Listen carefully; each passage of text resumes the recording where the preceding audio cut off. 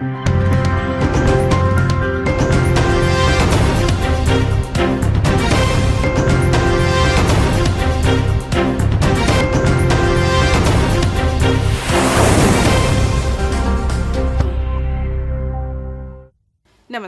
आप देख रहे हैं बीसीसी न्यूज। मैं हूं रमा धीमान। आइए बुलेटिन की शुरुआत करें, लेकिन उससे पहले हेडलाइंस।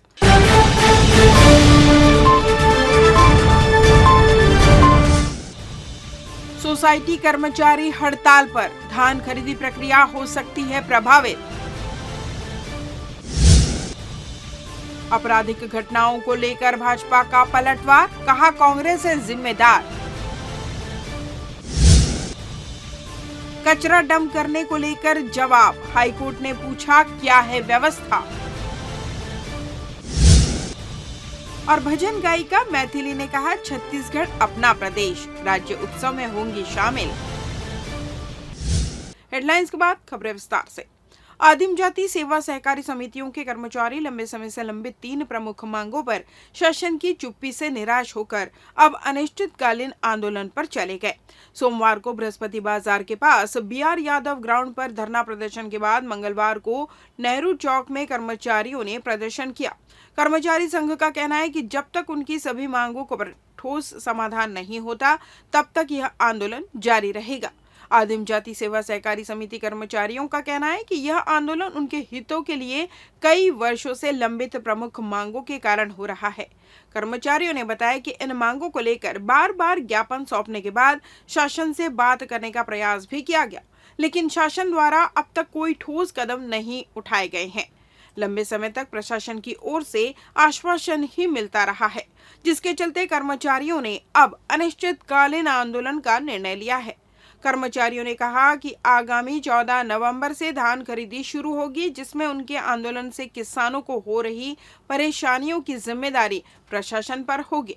उन्होंने अपनी मांगों पर शासन से तत्काल कदम उठाने की मांग की है, जिनमें 5-5 लाख रुपए का प्रबंधकीय अनुदान, सेवा नियमों में सुधार और पदोन्नति, धान उपार्जन प्रक्रिया में होने वाले नुकसान से बचाव के लिए सुखद का प्रावधान किया जाए। हमारी जो एक मांग है वो जायज भी है और हमें साल भर हो गया ज्ञापन वगैरह सबके माध्यम से अधिकारियों और नेताओं को देते हुए, उसके बाद भी न सुनने के कारण इनका ध्यान आकर्षित करने के लिए हमारे द्वारा ये अनिश्चितकालीन हड़ताल प्रारंभ की गई है। सरकार से हम लोग को लगातार मांगे चल रही है, 6 महीने से ज्यादा हो गया। लगातार उनको आवेदन प्रतिवेदन मिल के भी उनको मुख्यमंत्री महोदय से मिला गया, खाद्य मंत्री लोग से मिला गया, सहकारिता मंत्री से मिला गया, बोला गया कि हमको भाई जो हमारी मांगे उनको पूरा कर दिया जाए। और ये शासन प्रशासन 6 महीने से मांगे, उनको लगा कि कर देंगे, लेकिन हम भी आज तक कर दिया जाएगा, लेकिन आज तक हमारी मांगों को पूरा नहीं किया गया। उन्हीं मांगे हमारे पास उतनी मांग थी जो आज तक पूरा नहीं हुआ। सबसे पहली मांग हमारे पास वही थी 3 लाख रुपए अनुदान दिया जाए, जो मध्य प्रदेश शासन अपने कर्मचारियों को देती है। ठीक वैसे छत्तीसगढ़ शासन हमारे कर्मचारियों को दे, जिससे उनको वेतन मिल सके। दूसरी मांग हमारे पास ये है कि हमारे पास जो बैंक का सेवा नियम के आधार पर हमको 50% भर्ती किया जाए। 2018 के सेवा नियम में संशोधन किया गया है, और जो भर्ती होती है उसमें 50% हमारे कर्मचारी जो सालों से 30 सालों से 40 सालों से कार्य कर रहे हैं उनको प्राथमिकता दिया जाए। तीसरी मांग हमारे पास ये है कि धान सुखद दिया जाए। जब धान का बलिदान किया जाता है तो बहुत सारे धानों में खरीदी केंद्रों में सुखद आती है, जो नमी के कारण सुखद आती है। 17% में शासन धान खरीदी कराती है, और उठाते उठाते उनको 13% 12% धान की नमी हो जाती है, और 1% में 750 ग्राम धान सूखता है। तो 3% या 4% धान सूखने से 2 से 3 किलो प्रति बोरी सूख जाता है। इस कारण नुकसान समितियों को होती है, और समितियों को बाद में इनको भरपाई किया जाता है शासन के द्वारा। तो हम जो मांग रहे हैं कि जो संघ को देती है, विपणन संघ देती है अपने संग्रह केंद्रों को, ठीक उसी प्रकार का मांग हमको दिया जाए। हमारी जो मांगे उनको पूरा किया जाए। या और उसमें जोड़ा गया है कि जो चावल में सूखा आता है, उनको नुकसान होता है, उनको भी दिया जाए। और हमारे जो प्रासंगिक व्यय है और जो हमारे पास हमाली का व्यय आता है उनको भी बढ़ाया जाए, क्योंकि सालों से वही प्रतिनिधि चल रही है। रायगढ़ जिले के घरघोड़ा वन परिक्षेत्र में बिजलीकरण से 3 हाथियों की मौत पर हाईकोर्ट ने स्वतः संज्ञान लिया है। Chief justice Ramesh Sinha, justice BD गुरु की डिवीजन बेंच ने सचिव ऊर्जा विभाग और मैनेजिंग डायरेक्टर छत्तीसगढ़ राज्य विद्युत वितरण कंपनी को शपथ पत्र के साथ जवाब प्रस्तुत करने का निर्देश दिया है। प्रकरण में अगली सुनवाई 20 नवंबर को निर्धारित की गई है। दरअसल बीते 26 अक्टूबर को रायगढ़ के तमनार रेंज में 11 केवी विद्युत प्रवाहित तार की चपेट में आने से 3 हाथियों की मौत हो गई थी। इनमें एक हाथी, हथनी और एक शावक शामिल है। यह घटना सामारुमा परिक्षेत्र के कचकोबा परिसर में चूहकी मार नर्सरी में हुई। घटना की जानकारी मिलते ही वन विभाग के अधिकारी सक्रिय होकर घटनास्थल पर पहुंचे। वन विभाग की टीम ने घटनास्थल का मुआयना किया तो बिजली विभाग की लापरवाही सामने आई थी। 11 केवी तार काफी नीचे झूला हुआ था, जिसकी वजह से ही यह घटना हुई। इसके लिए डीएफओ ने बिजली विभाग के जेई को नोटिस भेजा। बिजली विभाग के कर्मचारियों को इस प्रकरण में राजधानी रायपुर भी तलब किया गया। बता दें कि रायपुर के वन्यजीव प्रेमी नितिन सिंघवी ने भी एक हस्तक्षेप याचिका दायर कर बताया कि बिलासपुर वन मंडल में भी 1 अक्टूबर को बिजली करंट से एक हाथी शावक की मौत हो गई। बिजली तार टूटने से 9 अक्टूबर को कांकेर में 3 भालू की मौत हो गई थी। शिकार करने के लिए लगाए गए बिजली तार से कोरबा में 15 अक्टूबर को 2 लोग मारे गए थे और 21 अक्टूबर को भी शिकार करने के लिए लगाए गए बिजली तार से अंबिकापुर के बसंतपुर के जंगल में एक व्यक्ति की मृत्यु हुई है। कोर्ट ने हस्तक्षेप याचिकाकर्ता की याचिका पर भी शपथ पत्र देने के लिए आदेशित किया है। बेलतरा के विधायक सुशांत शुक्ला ने कांग्रेस के खिलाफ तेज हमला करते हुए यह गंभीर आरोप लगाया है कि देश प्रदेश में जो भी हिंसक घटनाएं हो रही है उसके पीछे कांग्रेस का हाथ है और सुनियोजित तरीके से संगठित गिरोहों के द्वारा कांग्रेस आपराधिक घटनाओं को अंजाम दे रही है ताकि चुनी हुई सरकारों को अस्थिर किया जा सके। विधायक शुक्ला ने जिला भाजपा कार्यालय के पत्रकारों से चर्चा करते हुए विपक्षी कांग्रेस पार्टी के खिलाफ जमकर जहर उगला और चेतावनी दी कि कांग्रेस यदि अपना रवैया नहीं बदलती है तो भाजयुमो कांग्रेस नेताओं के साथ 2-2 हाथ करने से नहीं चुकेगी। शुक्ला ने लोहारडीह, बलौदाबाजार, सूरजपुर और दामाखेड़ा की घटनाओं की चर्चा करते हुए कहा कि इन घटनाओं में भी कांग्रेस का ही हाथ है।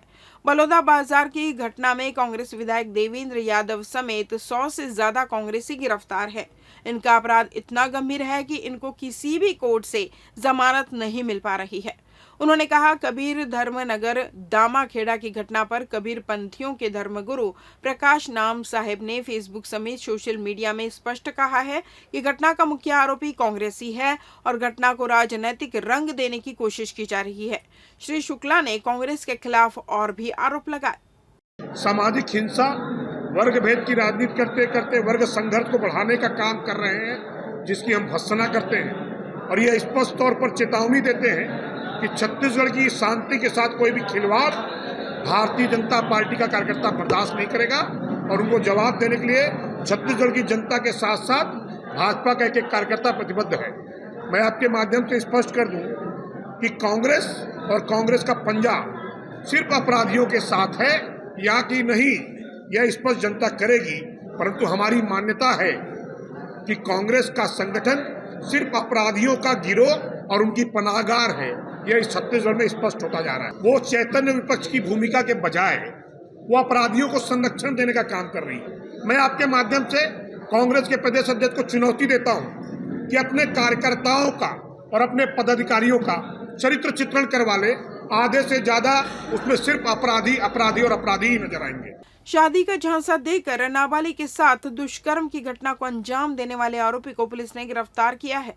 मिली जानकारी के अनुसार सरकंडा थाना क्षेत्र में रहने वाले नाबालिग के परिजनों ने 2 नवंबर से अपनी नाबालिग लड़की के लापता होने की शिकायत सरकंडा थाने में दर्ज कराई थी, जहां परिजनों की शिकायत के बाद सरकंडा पुलिस ने मामला दर्ज कर जांच शुरू की। इस दौरान उन्हें जानकारी मिली कि नाबालिग लड़की के साथ बीते कुछ महीनों से बंधवापारा निवासी विश्वजीत सिंह ठाकुर की बातचीत चल रही थी।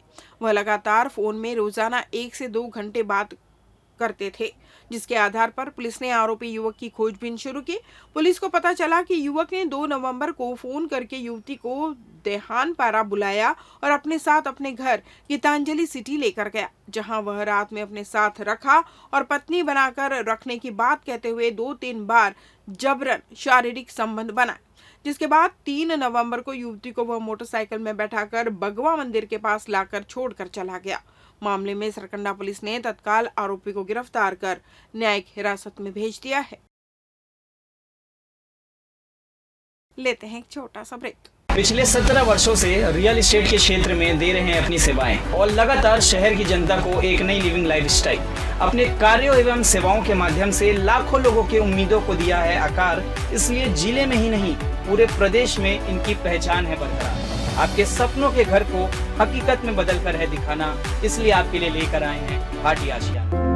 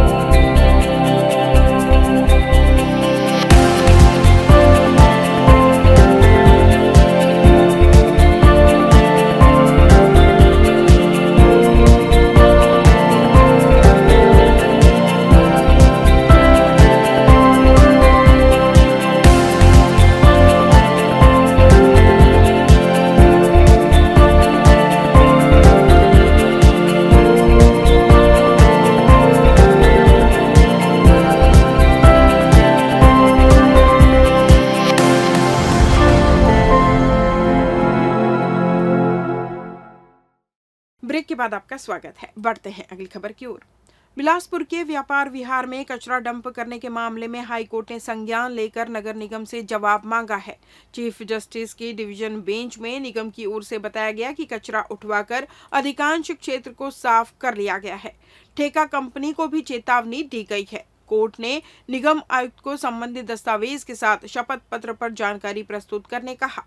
बता दें कि निगम ने व्यापार विहार तारामंडल के पीछे 2 करोड़ रुपए की लागत से ऑक्सीजोन का निर्माण कराया था, जहां पर्याप्त पेड़ पौधे लगाकर लोगों को प्रदूषण मुक्त वातावरण देने की योजना थी। लेकिन यहां नगर निगम द्वारा कचरा डंप किया जाने लगा। डोर टू डोर कचरा जमा करने वाली राम के कंपनी के लिए यह एरिया डंपिंग जोन बनता जा रहा था। तिफरा, सिरगिटी, व्यापार विहार और अन्य क्षेत्रों का लाखों टन कचरा यहां लगभग 10 एकड़ जमीन पर डंप हो रहा था। मामले में सुनवाई के दौरान निगम की ओर से बताया गया कि कचरा साफ करने के लिए अभियान चलाया गया है और लगभग 50 हाईवा कचरा उठा लिया गया है। पूरा क्षेत्र लगभग साफ हो चुका है। हाईकोर्ट ने निगम के जवाब से संतुष्टि जताई और आयुक्त को मामले में शपथ पत्र प्रस्तुत करने कहा। बूथ समिति गठन को लेकर मंगलवार को जिला भाजपा कार्यालय में 1 दिवसीय कार्यशाला आयोजित की गई, जिसमें प्रमुख विषय वक्ता बिलासपुर जिला के संभाग प्रभारी और प्रदेश निर्वाचन प्रभारी अनुराग सिंह देव ने बैठक को संबोधित किया। आने वाले समय में प्रत्येक बूथों में बूथ कमेटी का निर्वाचन किया जाना है, जिसके लिए चुनाव अधिकारी और चुनाव सहयोगियों की नियुक्ति मंडल स्तर पर की गई है।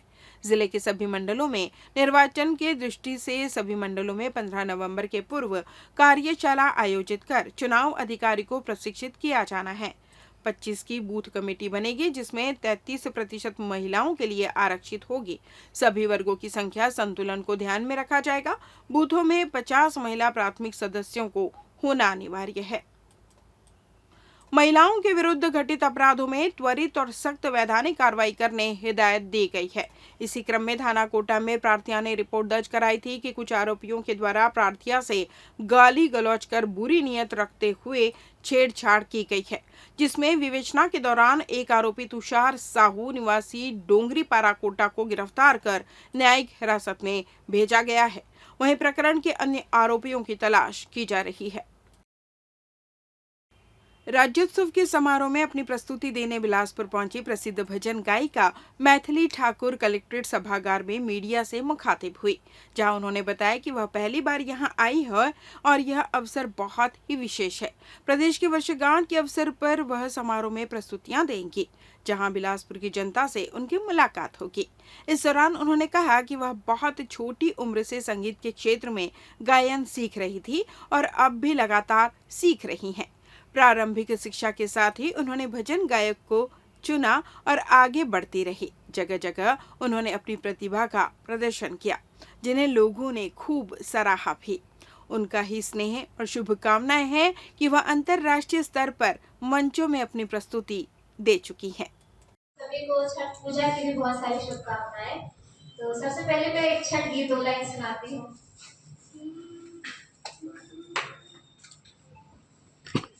बाजाना बाजे शहनैया,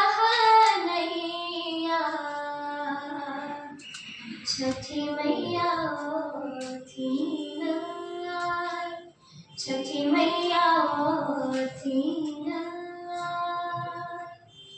सभा में बैसल मोरा ससुर जी, मोने मोने खिसियाई, मोने मोने खिसियाई। बड़ा रे कठिन के बरतिया, उतहु लेलनी उठाई, उतहु लेलनी उठाई। एक बार फिर से आप सभी को छठ। इस बुलेटिन में बस इतना ही। अगले बुलेटिन में आपसे की फिर मुलाकात, तब तक मुझे दीजिए विदा। नमस्कार।